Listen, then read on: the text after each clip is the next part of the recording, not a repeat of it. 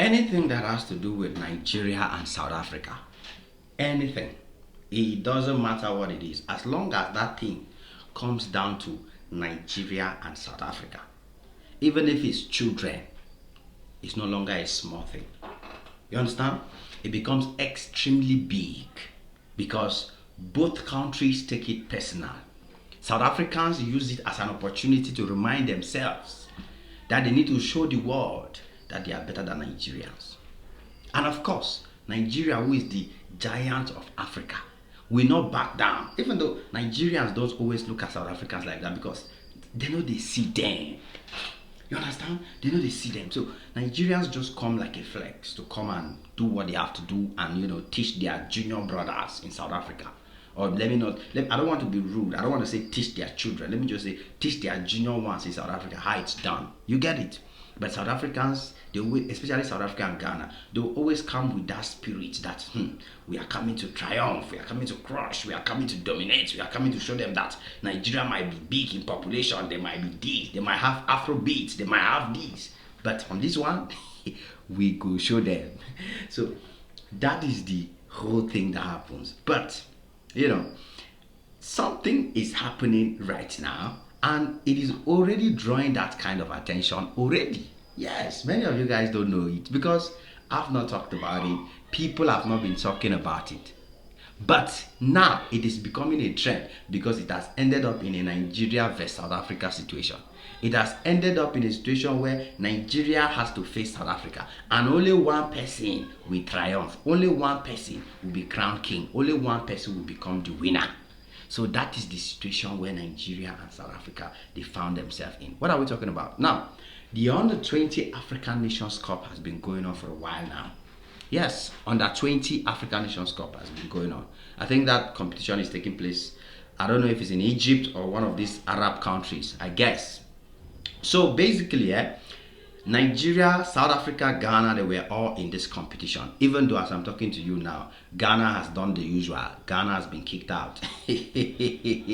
My Ghanaians, you didn't have the opportunity to even meet the Nigerians and show them that you are better.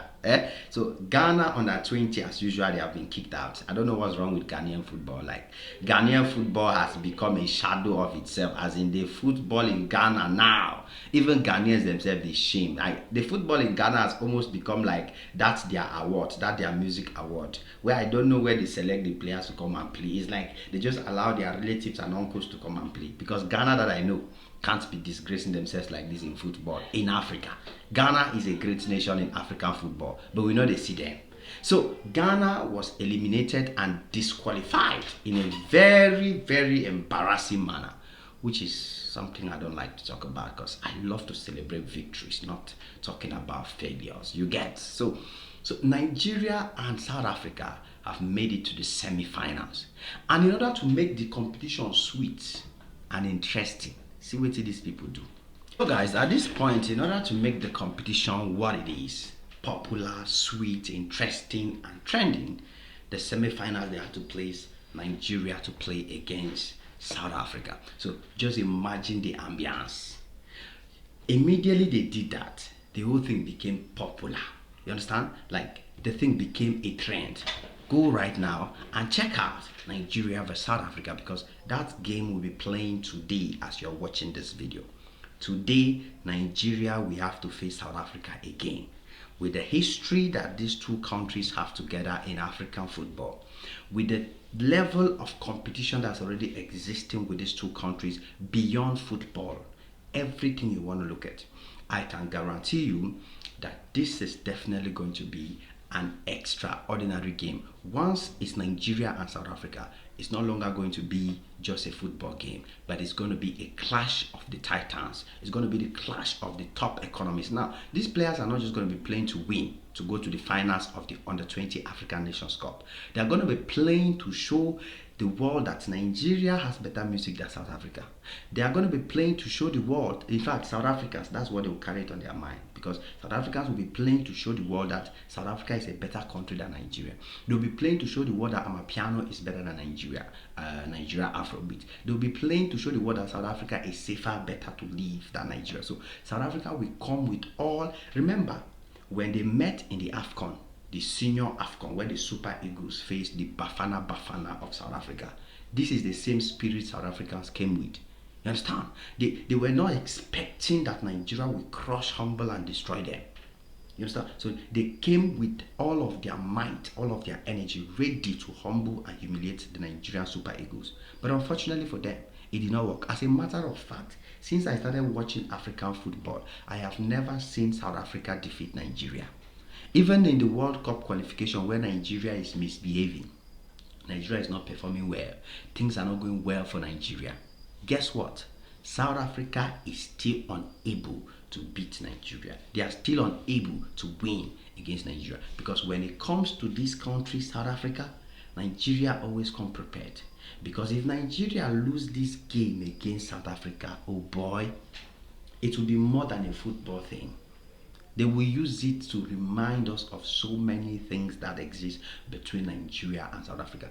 And the Super Eagles, they have this in their back of their head. They should carry it in their bone marrow. Why did they enter this field? Because no be small encounter that they go play. This is South Africa we are talking about. It is a battle of showcasing the real giants of Africa, even though we know that there's no argument on who is the real giant of Africa. So basically, guys, I'm calling on your attention, Nigerians, South Africans, all of us Africans, to turn up massively. However you want to watch this game, Nigeria versus South Africa on the 20 World Cup African Nations Cup semi-finals. Let us watch it because it's going to be interesting. I don't know if I'll do a video after the match, because the match will be playing today. It depending on my time and how much available I am. So probably I can just do a recap after the match to tell South Africans, I told you so. I told you that you're going to be humbled, embarrassed, and distracted. So that's what I'll definitely do. You understand? Yes, because I know that that's what is going to happen. Nigeria is going to humble, embarrass, and destroy South Africa yet again in the semi-finals. So South Africans, just pray. Just pray. Say, make I know on my camera say I want to talk this thing now, because you people will not like it. So as you people are coming with your audacity to show that you are better, make sure you win. Because if you are not win, even though I know you can never win, you can never win. Winning is not meant for you, because they have left you behind. You get the point now. So that's what's going to happen today in this very sweet, beautiful, and fantastic encounter between Nigeria and South Africa. But there's good news though. Let's not just talk about the competition. The good news is that both Nigeria and South Africa have qualified for the Under-20 World Cup. Yes, that's another place. So after this game today now, we have to follow them to the World Cup, because as they go to the World Cup, the next thing will be which team will play better in the World Cup. Will it be Nigeria or will it be South Africa? Which African team will represent Africa better? Which African team will go furthest in the competition? Which African team will shine brightest in the competition? Which African team will make Africa proud?